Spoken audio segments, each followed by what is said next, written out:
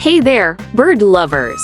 Or maybe you're not a bird lover yet, but by the end of this video, you might be.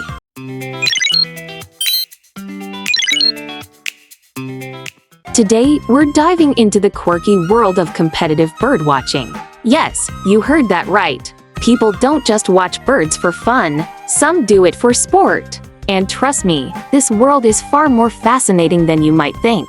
Alright, let's set the stage. Imagine a sport where you need no physical fitness, no expensive gear unless binoculars count, and no stadiums. Just you, a notebook, some binoculars, and a whole lot of patience. Competitive birdwatching, also known as a big year, has quietly developed into one of the most intense, quirky, and downright entertaining competitions out there. But how did this all start? The roots of this hobby go way back.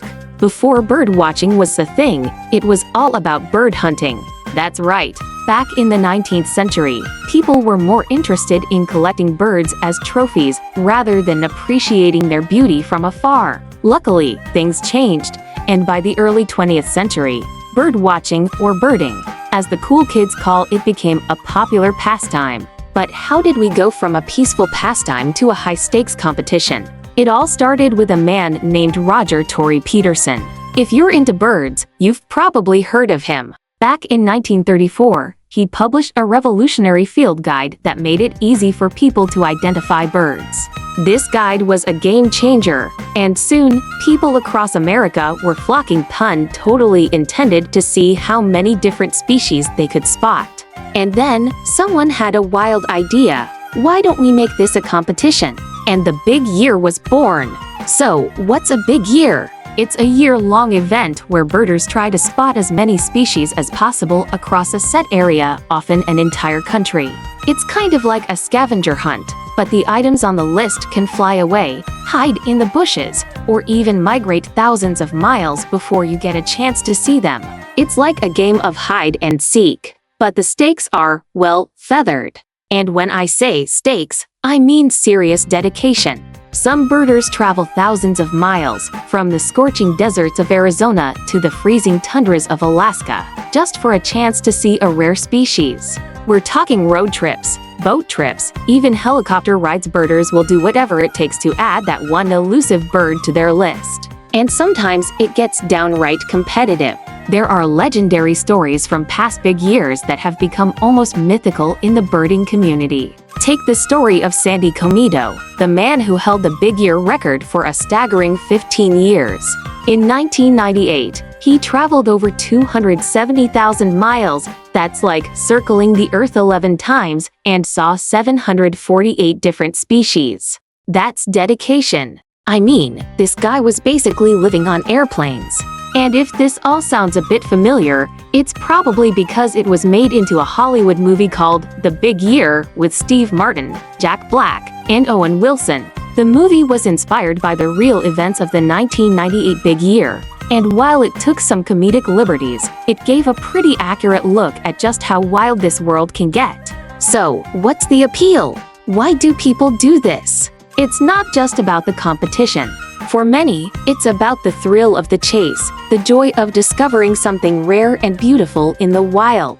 Birders have this amazing ability to see beauty in the world where others might see nothing. They'll wake up at a.m., stand knee-deep in mud, and wait for hours just to catch a glimpse of a small, colorful puff of feathers.